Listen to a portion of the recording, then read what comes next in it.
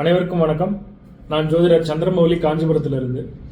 இன்னைக்கு நம்ம பேச போற விஷயம் நீங்க தம்ப்நெயில் பார்க்கும்போதே தெரிஞ்சிருக்கும். பூஜை ரூம்ல என்னென்ன விஷயங்கள் வச்சா ரொம்ப அதிர்ஷ்டகரமான விஷயங்கள் நடக்கும், இது ஒவ்வொரு லக்னத்துக்கும் நம்ம எப்படி இருக்கும்ட்டு ரொம்ப சூட்சும ரீதியா பார்க்க போறோம். இது எப்படிங்க இதனாலலாம் அதிர்ஷ்டம் வருமானு கேட்டால், நம்ம தெய்வங்களை நம்மளுடைய ஜாதகத்தோட ஒப்பிட முடியும். இது இப்போ நான் சொல்ல போறது எல்லாமே லக்னத்துக்கு பொதுவான விஷயங்கள் தான் சொல்ல போறோம். உங்க ஜாதக அமைப்பு படி உங்களுக்குன்னு ஒரு குறிப்பிட்ட தெய்வங்கள் இருக்கும், அதை நீங்க பிரதானப்படுத்திக்கிறது ரொம்ப நல்லது. நீங்க பூஜை ரூம்ல என்ன மாதிரியான விஷயங்கள்லாம் வச்சுக்கலாம், வச்சுக்க கூடாதுன்றதை நம்ம கிரக ரீதியா ஆய்வு பண்ணி நம்ம பேச போறோம். இதை நீங்க ரொம்ப உத்து கவனிச்சு கொஞ்சம் புரிஞ்சுக்கிறதுக்கு முயற்சி பண்ணீங்கன்னா நீங்களே உங்க ஜாதகப்படி எப்படிலாம் இருக்கு, இதெல்லாம் உங்க வீட்டில் நடந்துகிட்டு இருக்கா அப்படின்றத நீங்க புரிஞ்சுக்க முடியும். எதுக்கும் பூஜை ரூமுக்கும் சம்பந்தம் இருக்கான்னு கேட்டிங்கன்னா நீங்களே செக் பண்ணி பார்க்கலாம். உங்கள் பூஜை ரூம் எந்த அளவுக்கு வச்சிருக்கிறீங்களோ அந்த அளவுக்கு நிறைய விஷயங்கள் சம்மந்தப்படுறதை பார்க்க முடியும். பூஜை ரூம்ன்றது ஒரு எனர்ஜிங்க. நீங்கள் அதை கடவுளாக பாருங்கள், எனர்ஜியாக பாருங்கள். அதுக்கு என்ன மாதிரியான வடிவம் வேணால் கொடுத்துக்கோங்க. அது அந்த இடத்துல எனர்ஜியாக செயல்படுது. ஒரு இடத்துல ஒரு பாசிட்டிவ் எனர்ஜி நீங்கள் கூச்சி வைக்கிற மாதிரி தான். நீங்கள் கோவிலுக்கு போனாலும் அந்த வேலையை தான் பண்ணுறீங்க, வீட்லேயும் நீங்கள் அந்த வேலையை தான் பண்ணுறீங்க. என்ன, கோவிலில் ஆகம விதிப்புறைப்படி அதுக்குன்னு ஒரு ப்ரொசீஜர்ஸ் இருக்குது, அதுக்குன்னு ஒரு ஜியாமெட்ரிக்கல்ஸ் ரூல்ஸ் பிரகாரம் அது இருக்கிறதுனால நமக்கு அங்கே ஹையஸ்ட் எனர்ஜி சென்டராக நம்ம அதை பார்க்குறோம். நம்ம வீட்லேயும் அந்த மாதிரியான வடிவம் கொடுக்கணும்னு சொல்லி நிறைய பேர் வீட்டையே கோவில் மாதிரி மாற்றி வச்சுருப்பாங்க. வீட்டிலே சாய்பாபா கும்பிட்றதுக்காக நிறைய பேர் கூப்பிட்டு வருவாங்க. பூஜை ரூமே சாய்பாபா மாதிரி கோவிலாக வச்சுருக்கிற கிளைண்ட்ஸ் எல்லாம் நான் பார்த்துருக்கிறேன். இது இல்லாமல் ஒரு லக்கணத்துக்கும் நீங்கள் அதிர்ஷ்டமான தெய்வங்களை சொல்கிறேன்னு சொல்லியிருந்தீங்களே, அதை பற்றி எதுவுமே பேசவே இல்லையே அப்படின்னு சொல்லி யோசிக்கலாம். ஒரு லக்கணத்துக்குமான அதிர்ஷ்ட தெய்வங்களை நம்ம இப்போ உண்டான அதிர்ஷ்ட தெய்வ படங்கள் என்ன வைக்கலாம்னா, ஏதாவது ஒரு சிவன் படம் இருக்கணும். அது பிரதானமான சிவனாக நீங்கள் வைக்க வேண்டியது அண்ணாமலையாரை ஃபாலோ பண்ணுறது ரொம்ப ரொம்ப ரொம்ப அதிர்ஷ்டத்தை உங்களுக்கு வாரி வழங்கக்கூடிய விஷயமா இருக்கும். கட்டாயம் நீங்கள் ஃபாலோ பண்ண வேண்டிய தெய்வ படங்களில் அண்ணாமலையாருக்கு முதல் முக்கியத்துவம் நீங்கள் கொடுக்கறது நல்லது.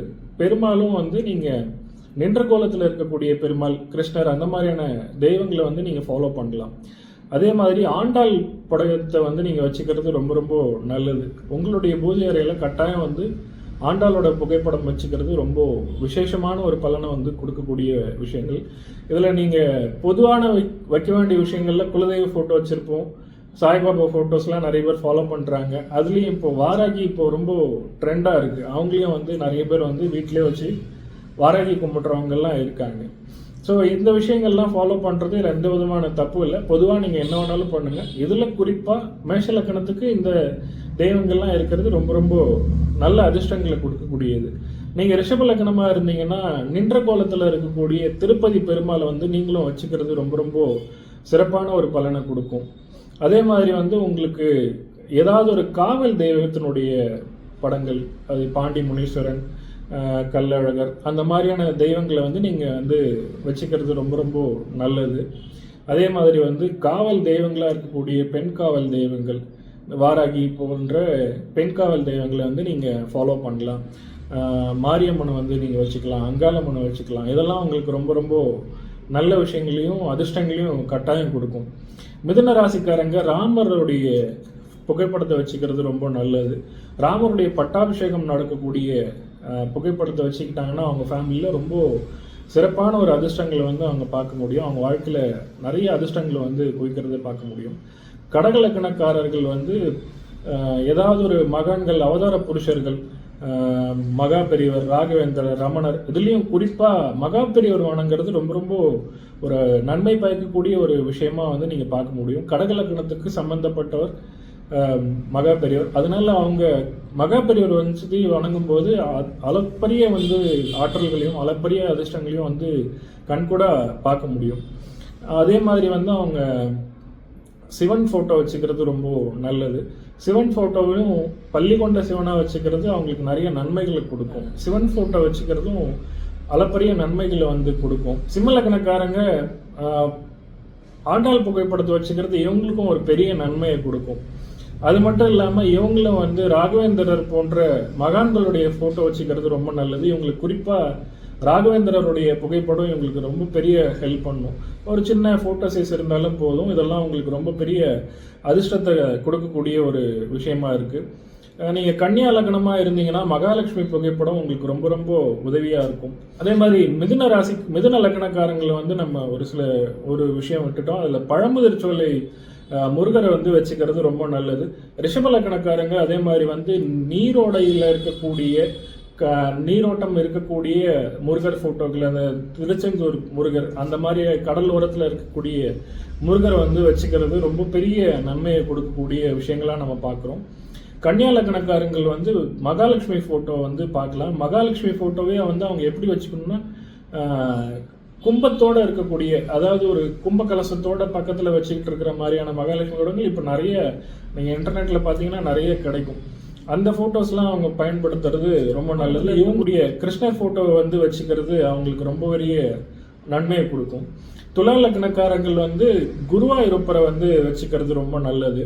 அது மட்டும் இல்லாமல் இவங்க பழனி முருகனை வந்து ஃபாலோ பண்ணலாம். இவங்க வந்து பழனி முருகர் இவர்களுக்கு ரொம்பவே ஹெல்ப்ஃபுல்லாக இருப்பாங்க. மற்றவங்களோட இவங்களுக்கு ரொம்ப நல்லாவே உதவியாக இருக்கும். மற்றவங்க தான் வச்சுக்கிறது கொஞ்சம் இதுவாக இருக்கும், இவங்க வந்து வச்சுக்கலாம்.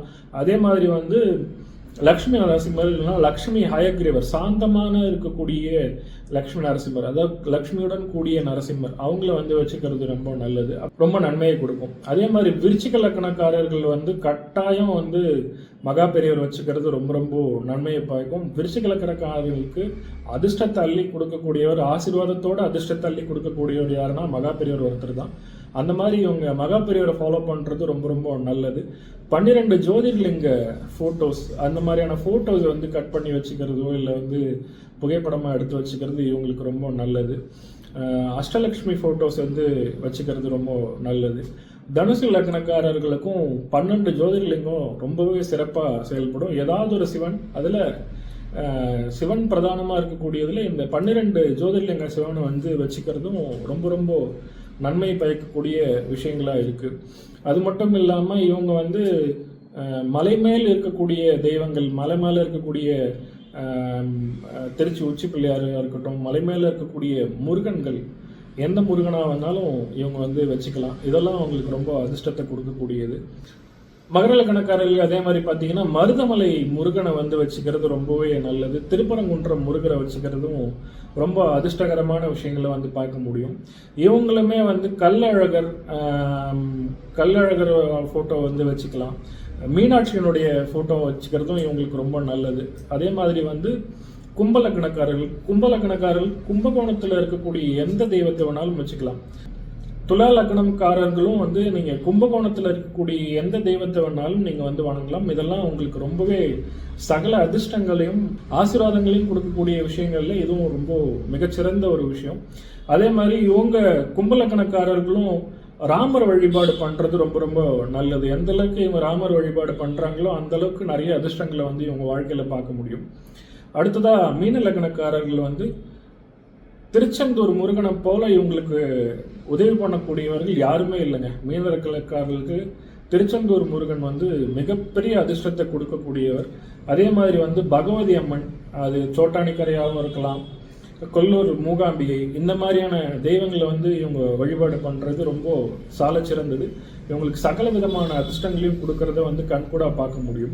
இதெல்லாம் வந்து நம்ம பொதுவான விஷயங்களா சொல்லியிருக்கோம். உங்களுடைய ஜாதகத்தில் ஒரு சில கிரகங்கள் உங்களுக்கு ரொம்ப சப்போர்ட் பண்ணுற கிரகங்களாக இருக்கும்.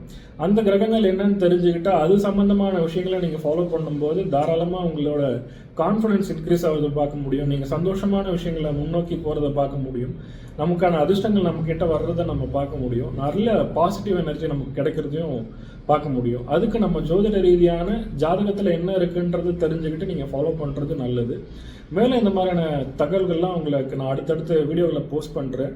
இது வரைக்கும் பொறுமையாக இருந்து பார்த்த எல்லாருக்குமே ரொம்ப ரொம்ப நன்றி. கமெண்ட்டில் ஏற்கனவே நீங்கள் இந்த விஷயங்கள்லாம் ஃபாலோ பண்ணிட்டு இருந்தீங்கன்னா யாருக்கெல்லாம் நல்லது நடந்திருக்குன்னு சொல்லிட்டு ஃபாலோ பண்ணவங்க கமெண்ட்ல சொல்லுங்க. நான் உங்களை அடுத்த வீடியோவில் சந்திக்கிறேன்.